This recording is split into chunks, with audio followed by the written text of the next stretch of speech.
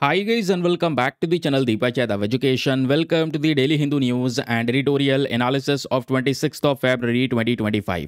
तो गाइज आज है तारीख 26 फरवरी 2025 और है वेडनेसडे। देखेंगे आज के द हिंदू कंप्लीट न्यूज़पेपर को एनालाइज करेंगे। बट लेक्चर में आगे बढ़ने से पहले अगर आपको इस लेक्चर का पीडीएफ चाहिए तो क्या करना है, सबसे पहले डाउनलोड करना है टेलीग्राम, देन उसके बाद जाके सर्च बॉक्स में टाइप करना Deepak Yadav education UPSC. As you can see guys आपको ये वाला चैनल मिल जाएगा, इस पर क्लिक करना और जाकर इस चैनल को ज्वाइन कर लेना। ज्वाइन करने से फ़ायदा क्या होगा, यहाँ से आप इस लेक्चर के पीडीएफ को डाउनलोड कर पाओगे। नाउ हमेशा की तरह हम लोग अपने लेक्चर को एक मैप के क्वेश्चन के साथ स्टार्ट करेंगे। तो आज आप सभी को मैप में जाकर देखना है कैस्पियन सी को कहाँ पर है एग्जैक्टली लोकेटेड, इसको अच्छे से मैप में देखना। देन उसके बाद आकर नीचे कॉमेंट सेक्शन में टाइप करना, जिससे कि आप लोग इसको लंबे समय तक याद रख पाओगे। तो चलिए शुभारंभ करते हैं और चलते हैं आज के सबसे पहले थंबनेल वाले इंपॉर्टेंट आर्टिकल की तरफ। देखिए दोस्तों, आज के न्यूज़पेपर में जो पेज नंबर 4 है, आपको वहाँ पे ये आर्टिकल देखने को मिलेगा और बहुत ज़्यादा काम का है। GS paper number 3 defence and security के पॉइंट ऑफ व्यू से आप इसको लिंक कर सकते हैं। देखो, मैं थोड़ा सा जो बैकग्राउंड न्यूज़ है इसके साथ में कनेक्ट करता हूँ। आज से कुछ दिनों पहले आईएनएस तुशील के बारे में चर्चा हुई थी। आईएनएस तुशील क्या है, ये भी एक फ्रीगेट है, याद रखिएगा। अभी फ्रीगेट, कॉर्वेट, डिस्ट्रॉयर क्या होता है, ये सब कुछ आपको जानने को मिलेगा, एक एक पॉइंट समझ में आ जाएगा। तो दोस्तों, यहाँ पर एक लड़ाकू जहाज़ है, आप ऐसे समझ सकते हैं। तो आईएनएस तुशील बेसिकली यहाँ पर इंडिया को मिल चुका है। अब इसका साथी आईएनएस तमाल, यानी कि ये दूसरा जहाज़ है जो बेसिकली रशिया तैयार कर रहा है हमारे लिए। अब हम यहाँ पर आईएनएस तमल को भी जल्द ही लेकर आने वाले हैं इंडिया में, ठीक है। और ये जो आईएनएस तमाल होने वाला है, ये बताया जा रहा है इंडिया का लास्ट इंपोर्टेड वॉरशिप होगा। यानी इस तरीके का जो लड़ाकू जहाज़ है, ये आखिरी जहाज़ होगा जो हम परचेज कर रहे होंगे। उसके बाद जितने भी जहाज़ होने वाले हैं उसको हम खुद से बनाएंगे, यानी उसकी इंडिजीनियस मैन्युफैक्चरिंग होने वाली है, ठीक है। लेकिन ये जो आईएनएस तमाल की हम बात कर रहे हैं, बताया जा रहा है कि ये जून के महीने तक कमीशन किया जा सकता है। अभी थोड़ा सा समय लगेगा, लेकिन आपको जानना होगा ये दोनों ही जहाज़, चाहे तुशील की बात करें, तुशील ऑलरेडी भारत को मिल चुका है। अभी यहाँ पर आईएनएस तमाल की चर्चा हो रही है, इसके ट्रायल्स वगैरह होने बाकी हैं, थोड़ा समय लगेगा। ये सब एक डील के तहत, एक अग्रीमेंट के तहत हो रहा है। ये अग्रीमेंट भारत और रशिया के बीच में किया गया था। ज़रा इस अग्रीमेंट के बारे में भी काफ़ी सारी कुछ इंपॉर्टेंट डिटेल्स हैं, वो भी आपको पता होनी चाहिए। चलिए अब एक एक करके कुछ बैकग्राउंड डेटा को समझते हैं, क्योंकि यहाँ पर ये जो न्यूज़ आर्टिकल है, इस न्यूज़ आर्टिकल में कुछ बेसिक फैक्ट्स हैं जिसको अलग से आपने लिख लेना है, उसके नोट्स क्रिएट करने हैं। मैं हर रोज़ आपको बोलता हूँ, वीडियो आपने ओपन कर लिया है तो पेन और पेपर लेकर बैठना और मैप साथ में लेकर बैठना। कुछ इंपॉर्टेंट चीज़ें लगती हैं तो उसको यहाँ पर नोट डाउन करते चलना। ऐसा मत करना कि पूरा का पूरा लेक्चर दोबारा से नोट डाउन कर दिया है। केवल एक A4 शीट लेकर बैठो, उसमें यहाँ पे पूरे लेक्चर का क्रक्स आपको लिखना है, बस इतना करना है। अब वो कैसे कर सकते हैं, आइए मैं आपको बताता हूँ। सबसे पहले न्यूज़ आर्टिकल खत्म हो गया, लेकिन इसमें से बहुत सारा डेटा है, क्या क्या लिख सकते हैं, कैसे नोट्स आपने क्रिएट करने अपने न्यूज़पेपर से, ज़रा उस बात को समझिएगा। यहाँ पे हमने बहुत ज़्यादा स्पेशल फोकस किया है एक वर्ड के ऊपर में, कि वो इंडिया का लास्ट इम्पोर्टेड वॉरशिप है। ऐसे बहुत सारे जहाज़ हैं, लड़ाकू जहाज़ हैं जो भारत इस्तेमाल करता है। इसमें से बहुत सारे जहाज़ जो हैं हमने वो रशिया से परचेज़ किए हैं। कुछ और कंट्रीज़ के ऊपर में जो डिपेंडेंसी है वेपन्स को लेकर, वो आपको देखने को मिल जाएगी, चाहे वो फ्रांस हो, चाहे वो जर्मनी हो, चाहे वो यूएस हो। तो इनके ऊपर में इंडिया डिपेंडेंट है। सबमरीन्स भी हमने परचेज़ किए हैं, है ना, इस तरीके के जहाज़ भी हमने परचेज़ किए हैं। तो कुछ टाइम पहले भारत और रशिया ने एक डील किया था, एक अग्रीमेंट किया था, जिसके तहत 4 स्टील्थ फ्रीगेट बनाने की बात की गई थी ना। अब यहाँ पर हाथों हाथ ये समझ लेते हैं कि ये जो फ्रीगेट है ये एक्चुअली में होता क्या है और इसका मतलब क्या होता है। एक फ़ोटो आपको दोस्तों यहाँ पर नजर आएगा।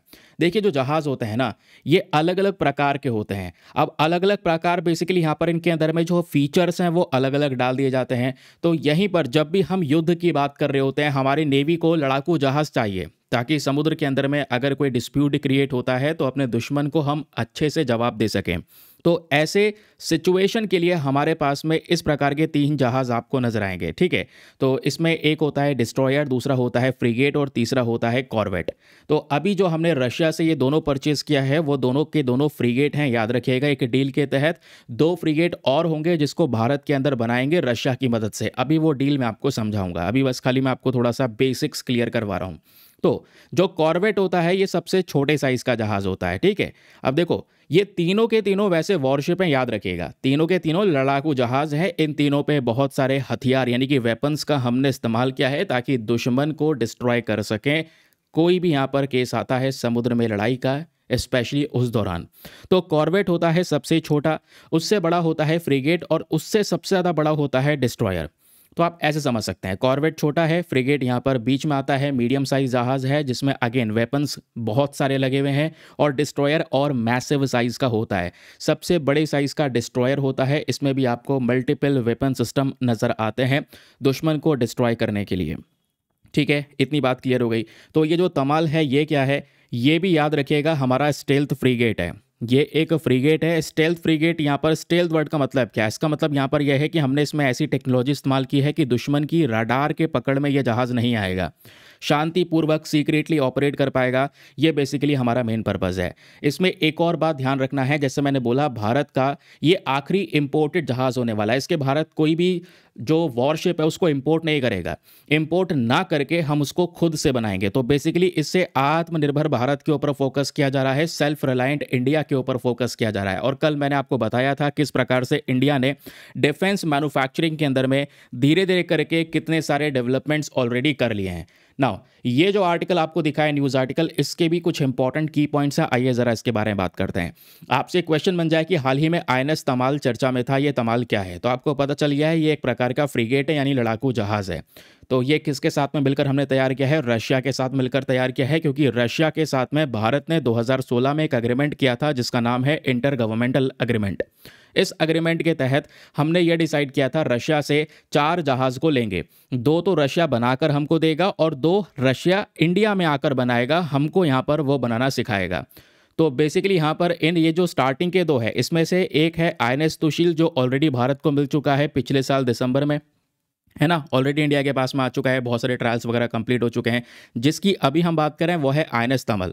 तो ये दूसरा जहाज़ है जो बेसिकली यहाँ पर अब तैयार हो चुका है, ट्रायल्स होंगे। बहुत सारे जो क्रू मेंबर्स हैं भारत के, बताया जा रहा है आर्टिकल में आप देख पाओगे अराउंड 200 जो पर्सनल्स हैं वो ऑलरेडी सेंट पीटर्सबर्ग जा चुके हैं और यहाँ पर ट्रेनिंग वगैरह होगी इस शिप को लेकर। ट्रायल्स जितने भी हैं वो सब कंप्लीट किए जाएंगे। देन फाइनली यहाँ पर इस जहाज़ को भारत लेकर आया जाएगा और हमारी इंडियन नेवी को सौंपा जाएगा। ठीक है, इससे क्या है, इंडिया रशिया के जो डिफेंस कोलैबोरेशन है वो और ज़्यादा मजबूत होते हुए नजर आ रहे हैं, क्योंकि दोनों ही जहाज़ को रशिया ने तैयार किया है। बाकी जो 2 जहाज़ होंगे उसमें रशिया हमारी मदद करने वाला है उसको तैयार करने में, क्योंकि बाकी जो 2 जहाज़ हैं उसको बनाया जा रहा है गोवा शिपयार्ड लिमिटेड के अंदर में।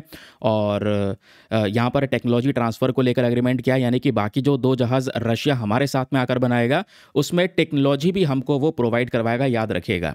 ठीक है, तो आगे की बात करते हैं। अब यहाँ पे तमाल का कमीशन प्रोसेस क्या होने वाला है? जैसे मैंने आपको बताया इंडियन नेवी के 200 पर्सनल्स पहुंच चुके हैं सेंट पीटर्सबर्ग ट्रेनिंग और ट्रायल के लिए। इसमें पहला मैन्युफैक्चरिंग ट्रायल है जो कंप्लीट हो चुका है, बाकी स्टेट कमेटी ट्रायल चल रहा है, कुछ और ट्रायल्स होंगे। देन अभी 45 से 50 दिन बाद एक्चुअल में इसके सभी ट्रायल्स कंप्लीट कर दिए जाएंगे। फिर उसके बाद में इसके ऊपर में जो हथियार लगाए गए हैं उसको टेस्ट किया जाएगा। देन फाइनली यहाँ पर बताया जा रहा है जून के महीने तक इसको भारत ले आया जाएगा। तो ये है यहाँ पर आईएनएस तमाल का कमाल। नाउ अब तमाल की बात हो गई, अब बात आती है यहाँ पर आईएनएस तुशील के बारे में। थोड़ा बहुत जान लेते हैं यार, क्योंकि तुशील ऑलरेडी भारत को मिल चुका है। ये हमने 9 दिसंबर 2024 को यानी पिछले साल ऑलरेडी कमीशन कर लिया था। आपने देखा होगा उस समय ये न्यूज़ आर्टिकल पब्लिश हो रहे थे। ठीक है, ये मैंने पुराना वाला आर्टिकल भी आपके सामने लगा दिया है। ठीक है, तो उस समय पर काफ़ी आर्टिकल्स आ रहे थे।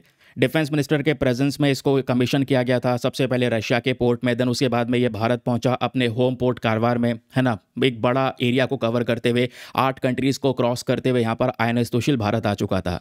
अब ऐसे ही रास्ता अपनाकर आईएनएस तमाल भी भारत आने वाला है कुछ समय बाद, जैसे यहाँ पर इसके सारे ट्रायल्स कंप्लीट हो जाएंगे। ठीक है, अब हमारे लिए सबसे बढ़िया चीज़ यह है कि चलो हमने अब जितने भी वॉरशिप हैं इसका इंपोर्ट करने का जो प्रोसेस है इसको हम अंत कर रहे हैं, ख़त्म कर रहे हैं। अब हमारा मेन टारगेट क्या होने वाला है? अब हमारा मेन टारगेट है कि हम खुद से इस प्रकार के जहाज़ को प्रोड्यूस करें, खुद से यहाँ पर ऐसे जहाज़ को बनाएं। ये हमारा मैसिव टारगेट होने वाला है। ठीक है, अब दोस्तों यहाँ पर इस पूरे के पूरे आर्टिकल का कुछ रेलिवेंस है एग्जामिनेशन के पॉइंट ऑफ व्यू से। जैसे हम डिफेंस में सेल्फ रिलायंस की तरफ बढ़ रहे हैं, ये आपको पता चल चुका है। इससे हमारी नेवी और मजबूत होती हुई नजर आएगी। और जियोपॉलिटिकल पोर्शन यह है कि इससे रशिया के साथ में हमारी जो पार्टनरशिप है वो और मजबूत होती हुई नजर आएगी। मेक इन इंडिया के बारे में बता चुका हूँ, क्योंकि 2 जहाज़ बाकी जो हैं भारत में बनाए जाएंगे और बाकी आने वाले जितने भी जहाज़ हैं अब यहाँ पर इंडिया में बनने वाले हैं। स्पेशली हम जब बात करते हैं वॉरशिप की। ठीक है, रशिया हमेशा से ही इंडिया का डिफेंस के पर्पज से एक इम्पॉर्टेंट पार्टनर रहा है। और अभी के समय पर जो भारत है वो रशिया के साथ में इस तरीके के रिलेशंस को मेंटेन करके चल रहा है, जो ये दर्शाता है दोनों देशों के बीच में कितने ज़्यादा स्ट्रॉन्ग बायलैटरल रिलेशंस हैं। नाउ आप देखो एग्जामिनेशन में आईएनएस तमल के बारे में अगर कुछ और बेसिक फैक्ट्स पूछ लिए जाएं, ये तो बता ही चुका हूँ कि आपको ये एक प्रकार का फ्रीगेट है। दूसरी बात याद रखिएगा जब बात आती है यहाँ पर इसके क्लास के बारे में, ये कौन सी क्लास से बिलोंग करता है, तो तलवार क्लास से बिलोंग करने वाला यहाँ पर ये फ्रीगेट नजर आएगा। रशिया ने बनाया है ये भारत के साथ में अग्रीमेंट करके जून 2025 यानी कि आने वाले महीने में ये बेसिकली इंडिया आने वाला है। इसको स्टार्टिंग में जो कमीशन किया जाएगा वो रशिया में किया जाएगा, फिर धीरे धीरे यहाँ पर इसको इंडिया लेकर आया जाएगा, क्योंकि अभी कुछ ट्रायल्स बचे हैं उसको भी पूरा करना बाकी है। ठीक है, क्लियर हो गया। चलिए आगे आते हैं उसके बाद में अगली इंपॉर्टेंट आर्टिकल की तरफ। ठीक है, आईएनएस तुशील के बारे में ये कुछ बेसिक डेटा है जो मैं पढ़ा चुका हूँ आपको पहले भी। और ध्यान रखिएगा एक बात और, जो तुशील है, तुशील और तमाल, ये दोनों वर्ड का मतलब क्या है, क्वेश्चन बन सकता है। तुशील का मतलब होता है प्रोटेक्टर शील्ड, शील्ड मतलब एक कवच, अभेद्य कवचम। तो बेसिकली यहाँ पर एक ऐसा कवच जिसको भेदा नहीं जा सकता, जिसको क्रैक नहीं किया जा सकता है, इस तरीके से हम लोगों ने जहाज़ तैयार किया है। और उसी प्रकार से जो आईएनएस तमल है, तमल का मतलब क्या है, तमल देखो एक संस्कृत वर्ड है जो मेंशन करता है घने जंगल को, बहुत घने पेड़ को मेंशन करता है, यानी कि उस पेड़ की मजबूती को दिखाता है। तो ये स्ट्रेंथ और रेजिलियंस को दर्शाता है तमाल। क्वेश्चन बन जाए तमाल का मतलब क्या है, तुशील का मतलब क्या है, नाउ अगेन यहाँ पर भी आपको क्लैरिटी मिल चुकी होगी। चलिए दोस्तों अब आगे आते हैं अगली इंपॉर्टेंट खबर पर। आज हमारे पास में सबसे पहले एक एडिटोरियल है। आज हम लोग अपने पहले न्यूज़ आर्टिकल के बाद में सीधा एडिटोरियल पर आएंगे, क्योंकि कुछ काम की चीज़ है एडिटोरियल में और काफ़ी इंपॉर्टेंट भी है। राइटर हैं अनिल मल्होत्रा साहब, जो खुद एक इंटरनेशनल लॉयर हैं, ऑथर हैं, और भी मतलब काफ़ी कुछ किया है इन्होंने। तो इन्होंने एक बहुत मेन जो मुद्दा है उसको उठाया है। देखो प्रॉब्लम यह है कि हमने रिसेंटली देखा कि किस तरीके से इंडियंस जो हैं वो इलीगल तरीके से या अनडॉक्यूमेंटेड वे में अलग अलग कंट्रीज़ में घुसे हैं। अमेरिका में भी यहाँ पर बहुत सारे इलीगल इंडियंस रह रहे हैं, ठीक है, इलीगल इमिग्रेंट्स के तौर पे, बिना डॉक्यूमेंट के वहाँ पे वो पहुँच गए हैं, मैक्सिको के रास्ते से या कोई और दूसरा गलत रास्ता अपनाकर। तो राइटर ने यहाँ पर मेंशन किया है कि इसमें आप ये तो देखो कि इलीगल तरीके से वो एंटर कर गए, लेकिन वो पहुँचाया किसने, बीच में एजेंट होते हैं, और वो एजेंट कई बार इन लोगों के साथ में फ्रॉड करते हैं, और ये फ्रॉड करते करते कई बार वो ह्यूमन स्मगलिंग कर देते हैं। वो एक इंसान को बेच भी देते हैं, उस इंसान को नहीं पता होता, चुपचाप उसे भिजवा दिया जाता है कहीं पर अलग किसी कंट्री के अंदर में, और वो कभी वापस नहीं आ पाता अपने देश। ऐसे ही सीरिया के अंदर में यहाँ पर कुछ दोस्तों फील्ड्स वगैरह हैं, वहाँ पे लोग काम कर रहे हैं, वो कभी वापस नहीं आ सकते, ठीक है। अब ऐसे भेज दिया जाता है, उनको पागल बना दिया जाता है, उनको लूट लिया जाता है, पहले ही पैसे भी ले लिए जाएंगे। जो ये बीच का एजेंट होता है ना, ये वाला जो मामला है इसमें हमें सुधार करने की ज़रूरत है। ये स्पेशल फोकस अनिल मल्होत्रा साहब ने इस आर्टिकल में किया है। हम समझेंगे एक एक करके हर एक पॉइंट की ये क्या कहना चाहते हैं, बहुत विस्तार से बताऊंगा जैसे हर एक आर्टिकल में बताता हूं। लेकिन आगे बढ़ने से पहले एक इंपॉर्टेंट इन्फॉर्मेशन, अगर आप लोग हमारे पेड ग्रुप्स को ज्वाइन करना चाहते हैं तो आपके पास में बढ़िया मौका है इसको ज्वाइन करने के लिए। यहाँ पर आपको डेली बेसिस पे करंट नोट्स के पीडीएफ वगैरह मिल जाते हैं। फॉर एग्जांपल जैसे अभी आप लोगों ने यहाँ पर ये वाला पीडीएफ देखा, ठीक है, जिसमें हम लोग यहाँ पर अभी आईएनएस तमल के बारे में बात किया, तो आपका जो न्यूज़ आर्टिकल है वो भी कवर हो गया। साथ ही साथ में जितना भी बेसिक डिटेल है, कैसे नोट्स क्रिएट करने हैं, क्या क्या लिखना है, वो वाली इन्फॉर्मेशन भी, सभी प्रकार की इन्फॉर्मेशन आपको मिल गई। उसी प्रकार से एडिटोरियल में भी यहाँ पर जो आर्टिकल है, आर्टिकल के साथ साथ जो बैकग्राउंड इन्फॉर्मेशन है, कोई इंपॉर्टेंट केसेस हैं, सारे के सारे कोड कर दिए जाते हैं। तो मतलब आपके नोट्स हाथों हाथ तैयार होते हैं, आपको ज़्यादा टाइम वेस्ट करने की ज़रूरत नहीं है इधर उधर चीज़ों को सर्च करने में। ये पीडीएफ्स हिंदी और इंग्लिश दोनों भाषाओं में प्रोवाइड करवाए जाते हैं इस पेड ग्रुप में। इसको ज्वाइन करने के लिए करना क्या है, आपको यहाँ पर एक कह सकते हैं कि बहुत मिनिमम फ़ी पेमेंट करना है। ये जो ग्रुप ज्वाइन करने का फ़ी पेमेंट है, यह है just $499 for the lifetime access. आपका वन टाइम इन्वेस्टमेंट है, जब तक आपका सिलेक्शन ना हो जाए तब तक आप $499 में इस ग्रुप को ज्वाइन करके रख सकते हैं। ज्वाइन करने के लिए करना क्या है, व्हाट्सएप पर जाना, यहाँ पर आपको एक नंबर दिया गया है 8534873368। इस नंबर पर मैसेज कर देना कि I want to join this group. वहाँ पे आपको रिप्लाई मिलेगा, पेमेंट का प्रोसेस दिया जाएगा और उससे ज़्यादा इंपॉर्टेंट डेमो वीडियो का लिंक भी मिलेगा। आप पूरे डेमो वीडियो को देख सकते हैं, चेक कर सकते हैं कि मुझको कहाँ पर क्या फ़ायदा होगा, और अपने आप को कंप्लीटली सेटिस्फाई करने के बाद में जाकर ये इन्वेस्टमेंट कर सकते हैं, ठीक है। तो दोस्तों यहाँ पर ये हमारा जो पूरा आर्टिकल है वो कवर किया, और उस साथ ही साथ में मतलब आपको जो पेड ग्रुप की इन्फॉर्मेशन है वो शेयर कर दिया। ये अब बात करते हैं यहाँ पर राइटर के कुछ इंपॉर्टेंट पॉइंट ऑफ व्यूज़ के बारे में। राइटर क्या कहना चाहते हैं, ठीक है। सबसे पहली चीज़ आप यहाँ पर हेडिंग समझ लो, human smuggling must engage parliament's attention. जो आज यहाँ पर मानव की तस्करी हो रही है, स्पेशली इस मुद्दे को पार्लियामेंट तक पहुँचाना बहुत ही ज़्यादा ज़रूरी है। इसके प्रति कोई एक्शन लेना, कोई बिल लाना बहुत ही ज़्यादा ज़रूरी है। अब यहाँ पर राइटर ने और किन किन चीज़ों पर फोकस किया है वो आपको जानने को मिलेगा। देखो मामला क्या है, हाल ही में जैसे हम लोगों ने देखा प्लेन में भर के इंडियंस को डिपोर्ट कर दिया अमेरिका ने, है ना, भर भर के इंडियंस को यहाँ पर वापस से इंडिया भेजा। और अमेरिका का कहना यह है कि ऐसे 18,000 इंडियंस हैं जो इलीगल तरीके से गलत रास्ता अपनाकर बिना डॉक्यूमेंट्स के आ चुके हैं अमेरिका में, सोचते हैं अच्छी लाइफ मिल जाएगी अमेरिका के अंदर में, तो हम उन इंडियंस को उठा के वापस से उनके देश भेज रहे हैं। भारत सरकार ने इनको एक्सेप्ट भी कर लिया है। तो बेसिकली यहाँ पर अगर आप देखोगे धीरे धीरे करके ऐसे लोग आ रहे हैं। लेकिन हमारे लिए पता है एक बहुत ही ज़्यादा शर्मनाक चीज़ क्या नज़र आई। जो सबसे पहली फ़्लाइट आई थी आप देख पाओगे, तो उसमें जो इमिग्रेंट्स को लेकर आया गया था उनके हाथ बांध दिए गए, हथकड़ी लगी हुई थी, पैर बांध दिए गए, इस तरीके से यहाँ पर लेकर आया गया जैसे वो कोई क्रिमिनल्स हैं। ठीक है, मतलब इलीगल तरीके से पहुँचे हैं, इस तरीके से उनको ट्रीट किया गया, हाथ पैर बांध के लेकर आया गया, जिससे यहाँ पर ऑब्वियस सी बात है लोगों को देखकर बिल्कुल अच्छा नहीं लगा। समझ रहे हैं? तो यहाँ पर ये जो केस है कि इलीगल इमिग्रेंट्स बहुत सारे इंडिया से जा चुके हैं अमेरिका के अंदर में, उनको अब अमेरिका धीरे धीरे वापस से भारत भेज रहा है। तो क्या केवल अमेरिका में ही जाते हैं? ऐसा नहीं है, बहुत सारे देशों में है। आज यहाँ पे राइटर इराक की बात करते हैं। इराक के अंदर दोस्तों अगर आप देखोगे तो बहुत सारे ऐसे मैदान पड़े हुए हैं जो बंजर पड़े हुए हैं। ठीक है, उसके बाद गोला बारूद की बहुत सारी फैक्ट्रीज हैं, उसमें यहाँ पर लोग आज के समय पर काम कर रहे हैं। समझ रहे हैं? और उन लोगों के बारे में तो हम बिल्कुल भूल ही चुके हैं, उनको लाने की इंसान आज सोच भी नहीं सकता।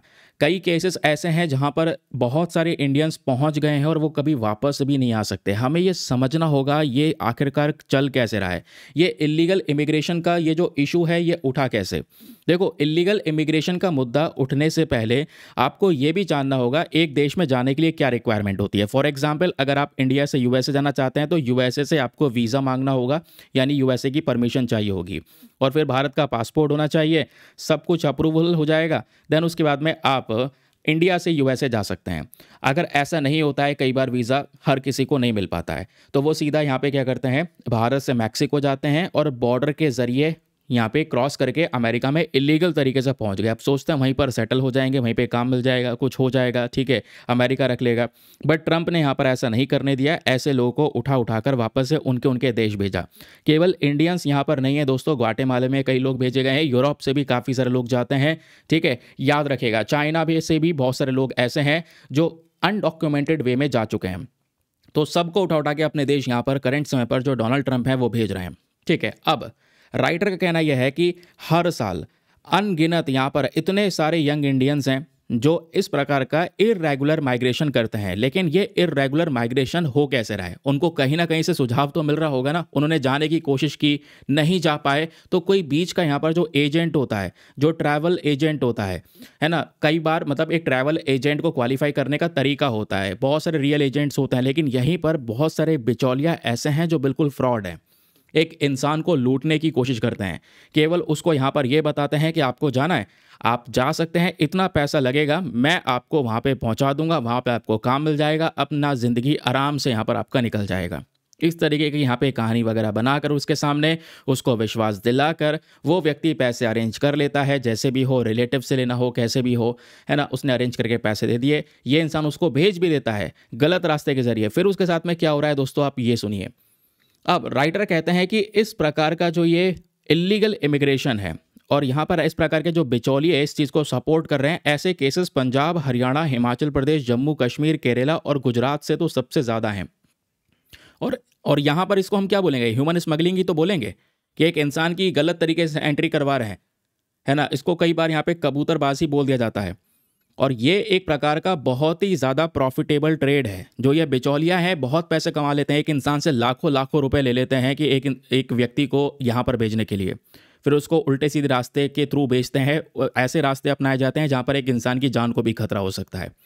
समझ रहे हैं? तो एक प्रॉफिटेबल बिजनेस है। लेकिन प्रॉब्लम यहाँ पर यह है, क्या ये सही है? बिल्कुल नहीं। इस पर एक्शन लेने की रिक्वायरमेंट है। आज हमारे देश में ये सिचुएशन बढ़ रही है, क्योंकि यहाँ पे आपको कोई स्किल नहीं चाहिए, कोई एजुकेशनल प्रोफेशनल क्वालिफिकेशन नहीं चाहिए, कोई फाइनेंशियल इन्वेस्टमेंट नहीं चाहिए, किसी का कोई डर नहीं है, कोई कानून का डर नहीं है, कोई चेक नहीं करेगा, कोई पनिशमेंट नहीं है, कोई क्रिमिनल एक्शन नहीं है, कुछ भी नहीं है। आप सोच रहे हैं बस खाली यहाँ पर मेरा एक कनेक्शन है, मैंने एक इंसान से पैसे लिए, उसको उठाकर वहाँ पर भेज दिया, उल्टा सीधा रास्ता अपनाकर, चाहे जैसे भी हो, इलीगल तरीके से यहाँ पर मैंने भेज दिया, लेकिन हमको मोटी कमाई हो गई है, 2 लाख रुपये, 3 लाख रुपये, 4 लाख रुपये जो भी थे हमने उनसे ऐंठ लिए। अब कोई यहाँ पर वो बच गए, इतना पैसा यहीं बैठे बैठे उन्होंने कमा लिया। प्रॉब्लम यह है इनके ऊपर कोई रेगुलेटरी बॉडी नहीं बैठी है, इनको चेक करने के लिए कोई इंसान आज के समय पर नहीं है। ये दिक्कत है, राइटर का कहना है। और ये एक बहुत डरावनी प्रॉब्लम धीरे धीरे करके बन रही है और कई सारे लोगों की ज़िंदगी को बर्बाद कर चुकी है। और ये जो सिचुएशन बढ़ रही है, ये केवल मतलब भारत के लिए कोई नई सिचुएशन नहीं होगी, पहले ऐसे लंबे सालों से हो रहा है। हमें समझना होगा कि जो ये व्यापारी हैं बीच में, जो इंसान को इधर से उधर भेज देते हैं, ये कई बार एक इंसान को बड़े बड़े सपने दिखाते हैं कि पहुंच जाओ, इतना पैसा लगेगा, मैं आपको पहुंचा दूंगा यूएसए, आपको पहुंचा दूंगा कनाडा, ठीक है, वहाँ पे आपको डॉलर्स ही डॉलर्स में कमाई होगी, यहाँ वर्क मिल सकता है, आराम से मिल जाएगा, ठीक है, अपनी ज़िंदगी आराम से यहाँ पर आप बिता लोगे, इतना पैसा है वहाँ पे। तो उसको यहाँ पर बस खाली क्या किया जा रहा है, उसको फंसाया जा रहा है और फिर धीरे धीरे करके यहाँ पर उसको ड्यूप कर लिया गया, उसको चूना लगा दिया गया। और ये एक ऑर्गेनाइज क्राइम है जिसके अंदर बहुत सारे लोग, पूरा ग्रुप शामिल है, समझ रहे हैं, जो मोटी कमाई कमा रहे हैं, एक इंसान से बहुत पैसे लेते हैं और आपस में बांट लेते हैं। और ये जो माइग्रेंट्स हैं आज के समय पर, जो लोग पहुंच पा रहे हैं, फिर इनके साथ में दुर्व्यवहार होता है।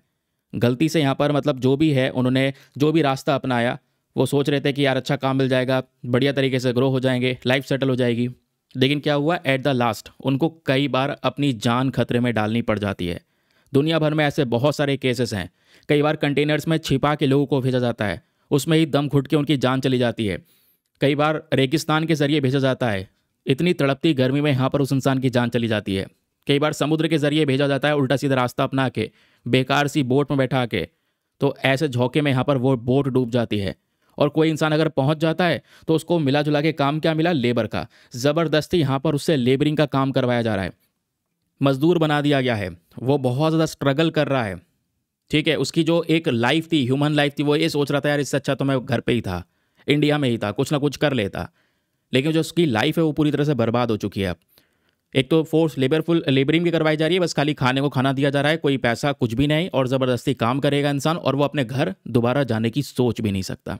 ये हो रहा है लोगों के साथ में। तो यहाँ पर जो बीच के एजेंट का गेम है ना, ये बहुत खतरनाक है, इसको यहाँ पे रिजॉल्व करना होगा, ये राइटर की मांग है। कुछ सर्वाइवर्स ऐसे हैं जो बच के आ गए, मतलब ऐसी कंडीशन उन्होंने झेली और बच बुचा के निकल गए, और उन्होंने यहाँ पर इसके बारे में बताया कि कैसे यहाँ पर इन लोगों के साथ अत्याचार होता है। मतलब वो भी ऐसी कंडीशन से गए थे, लेकिन जैसे तैसे बच कर आ गए। तो उन्होंने ये बताया कि हमें फोर्स किया जाता है कूड़े करकट में रहने के लिए, ना खाना दिया जाता है, ना पानी टाइम पर मिलता है, और कई लोगों की ऐसी जान चली जाती है। और जब जान चली जाती है तो उनकी जो शरीर है, उनकी जो डेड बॉडी उठा के समुद्र में फेंक देते हैं या रोड किनारे पड़ी रहती है। तो ये जो ह्यूमन स्मगलिंग है, इससे बहुत सारा प्रॉफिट जनरेट करते हैं क्रिमिनल्स। आज क्रिमिनल्स का पूरा ग्रुप है, वो यहाँ पर इस तरीके से ऑर्गेनाइज वे में क्राइम कर रहे हैं। लेकिन प्रॉब्लम यह है कि ये जो बिजनेस बना दिया है एजेंटों ने अपना, लोगों को इधर उधर भेजना उल्टे सीधे तरीके से, इसको टैकल करने की ज़रूरत है। ये आज यहाँ पर एक बहुत बड़ी अर्जेंट इमरजेंसी है, स्पेशली ये यूएसए वाले केस को देखकर तो हमें लगता है। ये बात राइटर ने मेंशन की। आगे राइटर ये बोलते हैं कि देखिए, आज नौजवान लोग क्या करते हैं, इन्हीं एजेंट के जालों में फंस जाते हैं और फिर उसके बाद में पहुंच जाते हैं कहीं ना कहीं किसी ना किसी देश में। फिर ज़बरदस्ती उनको स्लेव लेबर का काम करवाया जाता है, उनको मजदूर बना दिया जाता है ना। ऐसे ही इराक में हुआ, और इराक में होने के बाद में काफ़ी लोग सफ़र कर रहे हैं। उनका ये होता है कि अब वो घर कभी वापस नहीं आ पाएंगे, पासपोर्ट वीज़ा जो भी है सब कुछ छीन लिया जाता है। तो ये जो स्मगलिंग हो रही है माइग्रेंट्स की, ये प्रॉफिटेबल बिजनेस तो है, क्योंकि इसमें पकड़े जाने का चांस बहुत कम है, किसी को पता चल नहीं रहा है, क्योंकि इलीगल तरीके से भेजा गया इंसान, कौन किसने भेजा है कुछ नहीं पता। तो क्रिमिनल्स के लिए एक अच्छा अमाउंट कमाने का तरीका है, और वही अपना पूरा का पूरा ग्रुप बनाकर और पूरा रैकेट चला रहे हैं इस तरीके से। तो हमें यानी भारत को आज अलर्ट होने की ज़रूरत है, और ये दुनिया भर में बढ़ रही प्रॉब्लम, इसको टैकल करने की ज़रूरत है। इसके लिए हमारे पास में कुछ इंपॉर्टेंट एक्ट हैं। फॉर एग्जांपल इमिग्रेशन एक्ट 1983 आपको देखने को मिलेगा। तो ये जो एक्ट है, ये एक्ट हम लेकर आए ताकि हम लोग क्या कर सके, जो इमिग्रेशन है सिटीजन का, इसको रोक सकें।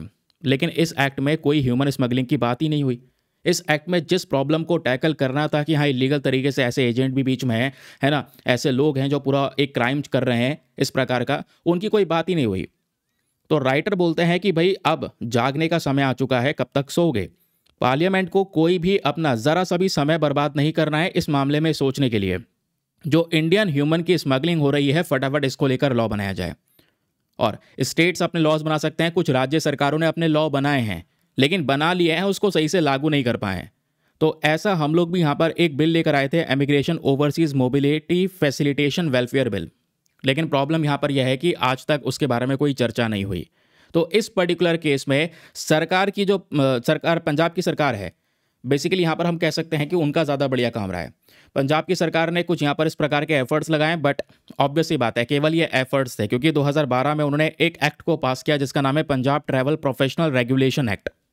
लेकिन क्या हुआ, इसको अच्छे से लागू नहीं कर पाए, क्योंकि इस पूरे एक्ट का मेन काम क्या था, जो ट्रेवल एजेंट्स प्रोफेशन है, यानी कि इस तरीके के कोई एजेंट हैं जो इंसानों को विदेश भेजने का काम करते हैं, जिसको बोलते हैं ट्रैवल एजेंट, ऐसे प्रोफेशन को एक मान्यता देना, ऐसे प्रोफेशन के ऊपर में एक चेक लगाना, उनके ऊपर में रेगुलेशन करना, इस प्रकार का एक्ट लेकर आया गया ताकि कोई इलीगल तरीके से ना बन सके। इसके लिए एक लाइसेंस क्लियर किया जा सके। अगर आपको ट्रैवल एजेंट बनना है तो आपको एक लाइसेंस लेना पड़ेगा। अगर आपके पास में लाइसेंस नहीं है तो आपके ऊपर पेनल्टीज लग सकती हैं, क्योंकि लाइसेंस होगा तो एक इंसान के रिकॉर्ड सारे होंगे, उसने किस इंसान को कहाँ पर भेजा है पता चल जाएगा।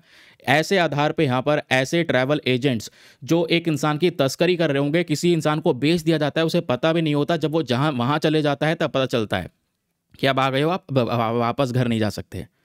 तो ये रोकने का समय आ चुका है, क्योंकि ट्रैवल एजेंट मतलब एक व्यक्ति जो प्रोफेशनल तरीके से अपना काम कर रहा है। लेकिन यहाँ पर आज ऐसे बहुत सारे क्रिमिनल्स इस सेक्टर में एंटर कर चुके हैं जिनको कोई डर नहीं है कि हम पकड़े क्या जाएंगे, कोई लॉ वगैरह है ही नहीं, है ना। तो कहीं पर लॉज के अंदर में जो लूप होले, जो कमियां है, उसका फ़ायदा भरपूर मात्रा में लोग उठाते हैं। वही केस दोस्तों यहाँ पर हुआ। तो ये मानव की तस्करी रोकना ज़रूरी है। और मैं आपको बता दूं, इंडिया आज के समय पर ऐसे केसेस को बहुत फेस कर रहा है, जहाँ पे लोग सोचते हैं कि मेरा कल्याण हो जाएगा, लेकिन उसको पता चलता है बाद में कि मेरे साथ चीटिंग हुई है, मुझे उल्टे सीधे तरीके से कहीं और भेज दिया गया है। समझ रहे हैं। तो यहाँ पे हमें एक एक्ट को लाना होगा। वैसे हमारे पास में पुराना एक्ट है जो इसकी बात नहीं करता। पंजाब एक एक्ट लेकर आया गया, अगेन उसको इंप्लीमेंट नहीं किया गया। तो भाई कब इंप्लीमेंट करोगे? और ये आप इनकन्सिस्टेंट तरीके से जब वर्क करोगे तो ये मामले और बढ़ते रहेंगे। हमें यहाँ पर जो ये ट्रैवल एजेंट है, इसको एज अ प्रोफेशन के तौर पर इनको लाइसेंस देने का काम करना ज़रूरी है, इनको रेगुलेट करने का काम ज़रूरी है। तभी यहाँ पर ये जो स्मगलिंग है, ह्यूमन स्मगलिंग, ये रोकी जा सकती है। क्योंकि इनको बढ़ावा कौन देता है? क्योंकि इनके दिमाग में भी नहीं आता कि हाँ एक दूसरा रास्ता भी अपना सकते हैं। बढ़ावा देने के लिए जब ये पता करते हैं तो बहुत सारे इस प्रकार के एजेंट्स होते हैं कि हाँ भाई ये वाला रास्ता आप अपना सकते हैं। तो हमें ज़रूरत है एक ऐसे लॉ की, सेंट्रल गवर्नमेंट एक ऐसा लॉ पास करे जिसके वाकई में टीथ हों। टीथ मतलब वाकई में वो लॉ काम करे और इस मामले को संभाले। अदरवाइज हम एक क्राइसिस फेस कर सकते हैं आने वाले समय पर। ठीक है, क्लियर हो गया। चलिए आगे आते हैं अगले इंपॉर्टेंट एडिटोरियल के ऊपर में।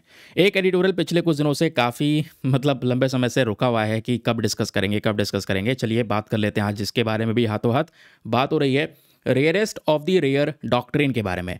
बहुत इंपॉर्टेंट टॉपिक जो रिसेंटली पब्लिश हुआ था टेक्स्ट एंड कॉन्टेक्स्ट के पेज पे, जैसे आप अपने सामने आर्टिकल भी देख पा रहे होंगे।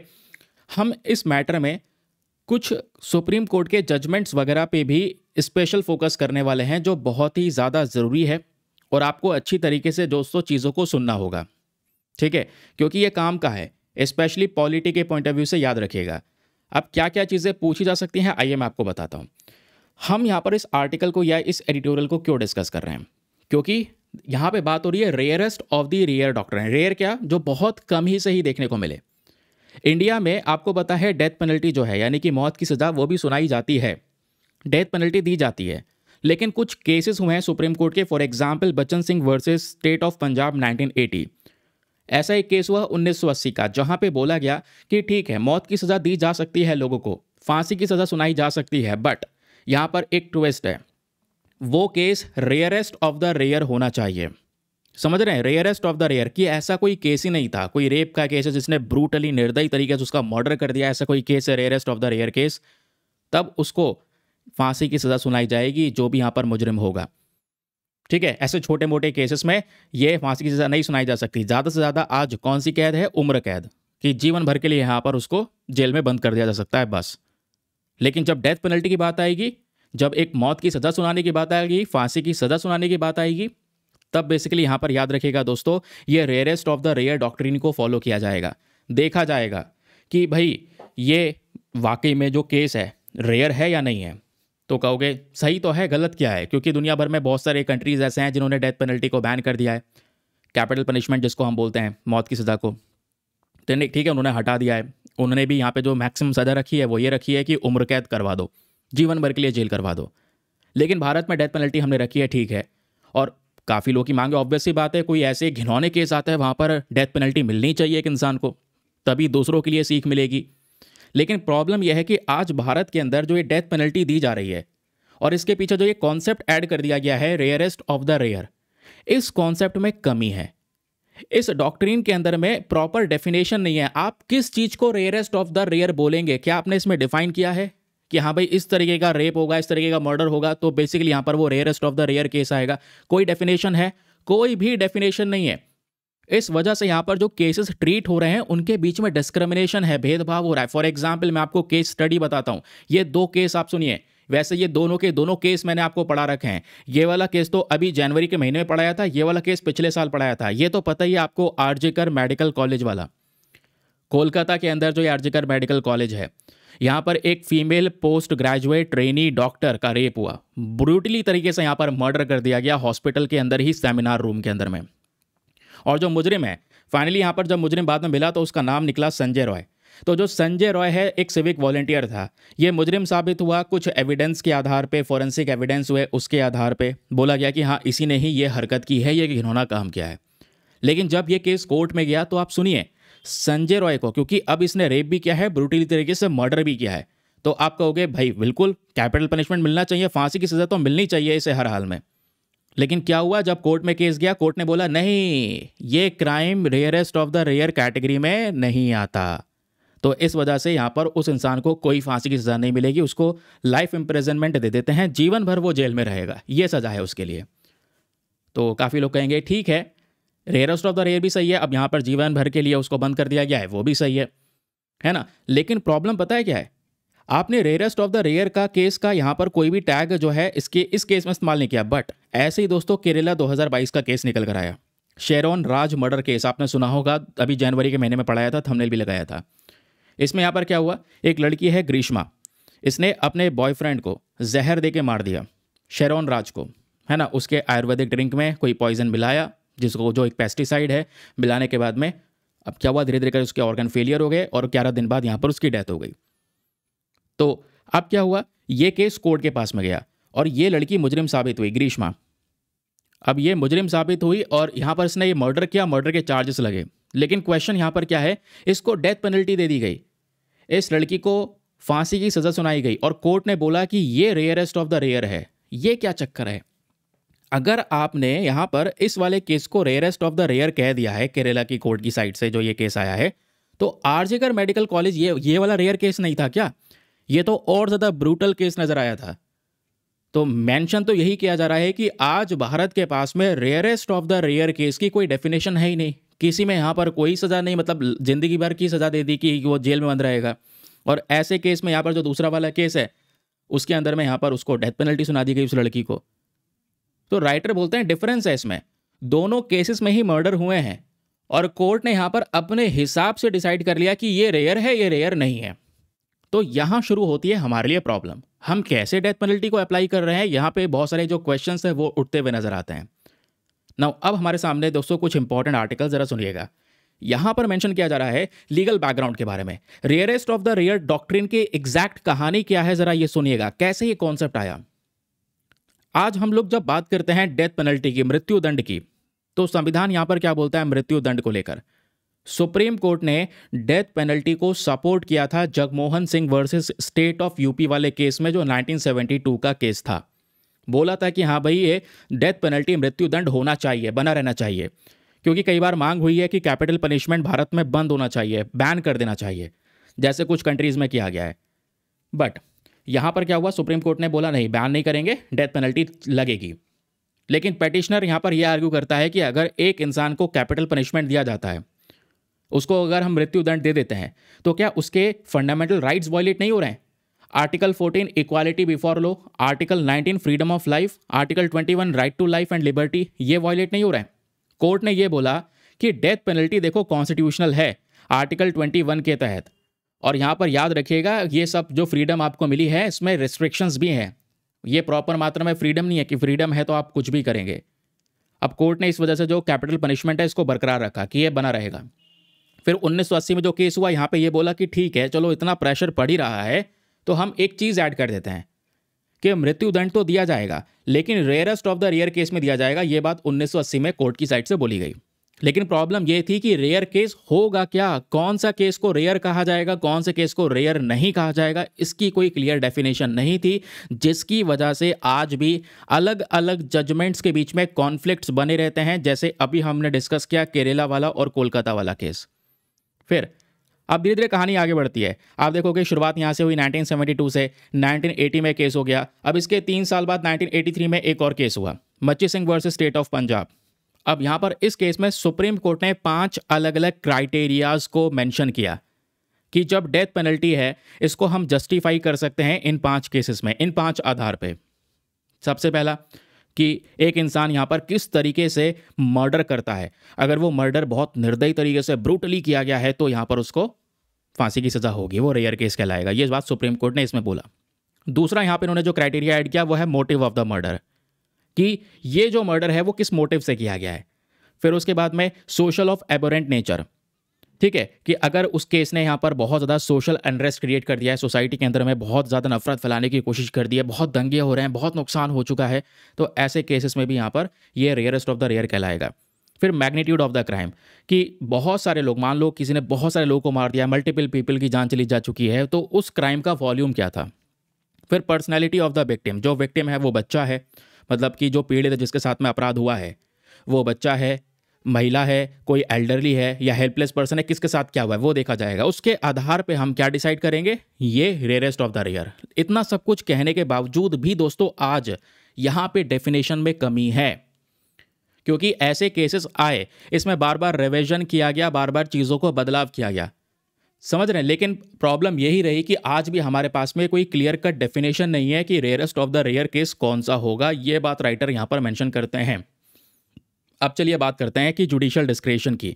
डेथ पेनल्टी के मामले में, इस कैपिटल पनिशमेंट के मामले में जुडिशियल डिस्क्रेशन क्या है।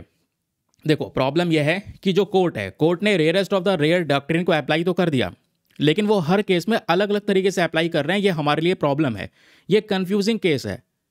क्योंकि एग्जाम्पल 2012 में जो दिल्ली गैंगरेप केस हुआ, इसमें जितने भी मुजरिम थे इनको डेथ पेनल्टी दी गई, लेकिन ऐसा ही केसेस यहाँ पर और हुआ। जब ऐसा ही केस एक और निकल कर आया, फॉर एग्जाम्पल आरजे कर वाला केसेस भी ऐसा ही निकल कर आया, तो उसमें एक इंसान को लाइफ इम्प्रिजनमेंट, उसको मतलब कह सकते हैं कि जीवन भर के लिए जेल में डाल दिया गया। ऐसा क्यों? उसको कैपिटल पनिशमेंट क्यों नहीं दिया गया? उसको डेथ पेनल्टी क्यों नहीं दी गई? क्या आप ही डिसाइड करेंगे कौन सा केस रेयर है, कौन सा केस रेयर नहीं है? एक क्लियर कट फिक्स डेफिनेशन तो मेंशन कर दीजिए कि भाई हाँ ऐसा केस होगा तो उसको डेथ पेनल्टी मिलेगी ही मिलेगी, क्योंकि अगर ऐसा होता रहा तो बहुत सारे केसेस में कंफ्यूजन बढ़ेगी। दूसरा प्रॉब्लम यहाँ पर यह है सोशो इकोनॉमिक फैक्टर्स। कई बार एक इंसान को कह सकते हैं कि डेथ पेनल्टी देने से जो जुडिशरी है वो रुक जाती है। कई बार जुडिशियल बायसनेस भी यहाँ पे नजर आता है, पॉसिबिलिटी इसकी देखने को मिल सकती है, आर्टिकल में मेंशन किया जा रहा है। स्टडीज़ यहाँ पर ये मेंशन करती हैं कि जो पुअर और मार्जिनलाइज्ड इंडिविजुअल्स है, जो गरीब है ना, ज़्यादातर उसको तो डेथ पेनल्टी मिल जाएगी, लेकिन जो अमीर है, जिसके पास में पैसा है, वो बच जाएगा। ये कहानी तो है भी सही बिल्कुल। जिसके पास में बहुत पैसा है वो बच जाता है जैसे तैसे, कुछ समय बाद आप देखोगे हाँ यार वो छूट गया, कुछ हुआ ही नहीं, पैसा था उसके पास में। लेकिन जो गरीब है, जो अपने आप को डिफेंड नहीं कर सकता, जिसके पास में पैसा नहीं है, आज उसको टाइम पर न्याय भी नहीं मिलता। ठीक है, क्यों? क्योंकि उसके पास में पैसा नहीं है, वो अपने आप को डिफेंड नहीं कर पा रहा। समझ रहे हैं? तो ऐसा भी यहाँ पर एक सिनेरियो बन जाता है। फिर ग्लोबल पर्सपेक्टिव क्या है? जैसे मैंने आपको बताया 140 से ज़्यादा देश हैं जिन्होंने डेथ पेनल्टी को एबॉलिश कर दिया है, ख़त्म कर दिया है। इंडिया ने यहाँ पर इसको बनाए रखा है कि भाई हम ख़त्म नहीं करेंगे, डेथ पेनल्टी रहेगी। लेकिन प्रॉब्लम यही है ना कि हम इसको इम्प्लीमेंट कैसे कर रहे हैं। रेयरेस्ट ऑफ द रेयर, बार बार वही मुद्दा बीच में आ जाता है। हम इसको लागू कैसे कर रहे हैं, उसको सॉल्व करने की ज़रूरत है। तो लास्ट में राइटर ने कुछ वे फॉरवर्ड शेयर किया है कि हम क्या कर सकते हैं, ज़रा सुनिएगा। सबसे पहला जुडिशियल रिफॉर्म। भारत को एक क्लियर स्टैचुरी डेफिनेशन की ज़रूरत है। एक क्लियर कट हमारे पास में परिभाषा होनी चाहिए कि हाँ भाई ये केस है तो इसको हम रेयरेस्ट ऑफ द रेयर बोलेंगे। अब ये कैसा भी केस अलग अलग प्रकार से निकल कर आए, लेकिन वो रेयरेस्ट ऑफ द रेयर होगा, ये हमें डिफाइन करना होगा। दूसरी चीज़, जो कोर्ट्स हैं इनको कुछ प्रोसीजर्स को मजबूत करने की ज़रूरत है, ये यहाँ पे बोला जा रहा है। फिर उसके बाद में जो डेथ पेनल्टी है, अब देखो दुनिया भर के मैक्सिमम कंट्रीज ने डेथ पेनल्टी को बैन कर दिया है तो ठीक है, लेकिन कई बार यहाँ पर क्या होता है कि डेथ पेनल्टी को लेकर क्वेश्चन भी उठाए जाते हैं कि हाँ भाई लोगों के राइट्स का उल्लंघन हो रहा है। तो आप देख सकते हैं कि डेथ पेनल्टी के ऑल्टरनेटिव्स क्या हो सकते हैं। लाइफ इम्प्रिजनमेंट हो सकता है, ठीक है, लेकिन लाइफ इम्प्रिजनमेंट आप किस केस में दे रहे हैं याद रखिएगा कि वो इंसान कभी भी बाहर निकलना ही नहीं चाहिए किसी भी हाल में, है ना। ये देखा जा सकता है, कोई हीनियस केस है तो उसमें यहाँ पर ये सब चीज़ें देखी जा सकती हैं। फिर उसके बाद में लॉ कमीशन की रिपोर्ट आई थी, लगभग जो 262वीं 262nd लॉ कमीशन की जो रिपोर्ट है 2015 की, उसने ऑलरेडी रिकमेंड किया था और ये बोला था कि डेथ पेनल्टी को एबॉलिश कर दिया जाए। लेकिन कोई मान लो आतंकवाद वाला टेररिज्म रिलेटेड केस है या कोई और ऐसा एक्सट्रीम केस है, तो उस केस में यहाँ पर डेथ पेनल्टी को बनाए रखना चाहिए। ये बात यहाँ पर उस वाले केस में बोली गई। तो याद रखिएगा, ये कुछ डिटेल्स मैंने आपके सामने मेंशन कर दी है। आज हमारे न्यूज़पेपर में आर्टिकल्स भी कम है, ज़्यादा इंपॉर्टेंट आर्टिकल्स नहीं है, वो 3 लैंग्वेज फार्मूला करके है ना। तो वो मैंने ऑलरेडी डिस्कस किया, संडे में कुछ आर्टिकल डिस्कस किए। फिर मैराना 1 करके यहाँ पर जो सुपर कंप्यूटर चिप है वो डेवलप हुई है, वो मैंने डिस्कस किया हुआ है। कुछ आर्टिकल्स आज रिपीटेड हैं जो ऑलरेडी कवर हुए हुए हैं, तो आज का सेशन हमारा थोड़ा शॉर्ट ही रहने वाला है, ठीक है। काम काम की इन्फॉर्मेशन मैंने आपको बता दी है। रेयरेस्ट ऑफ द रेयर क्या है, उससे पहले ह्यूमन ट्रैफिकिंग का इशू, और फिर उसके पहले यहाँ पर INS तमल की हम लोगों ने बात की है, ठीक है। क्लैरिटी मिल गई। चलिए दोस्तों, इसी के साथ में करते हैं सेशन को समाप्त। मिलते हैं आप लोगों से नेक्स्ट वीडियो में। आज के लिए bye bye, have a nice day, thank you and जय हिंद।